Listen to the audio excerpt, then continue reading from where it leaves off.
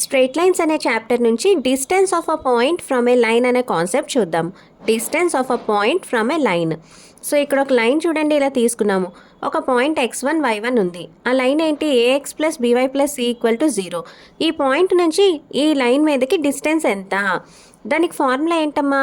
Mode ax1 plus by1 plus c by root of a square plus b square. అంటే ఈ పాయింట్ని ఆ line equation మీద వేసేస్తే కింద root A square plus B square చేసేస్తే డినామినేటర్లో వచ్చేస్తుంది. So let us see one example. Find the distance of a point 3 minus 5 from the line 3x minus 4y minus 26 equal to 0. So first given రాసేసుకుందాం. Given point 3, -5. Line 3x minus 4y minus 26 equal to 0. So distance from a point to a line formula mod ax1 plus by1 plus c by root of a square plus b square. So x1 y1 ఎంత? 3, -5.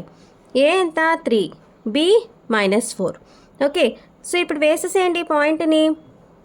3 into line equation మీద 3 into 3 -4 into -5 -26 by root of A square plus B square అంటే 3 square plus -4 square that equal to, ఇది solve చేస్తే 3 వచ్చింది, ఇది solve చేస్తే 9 plus 16 route 25 that is 5. అంతే.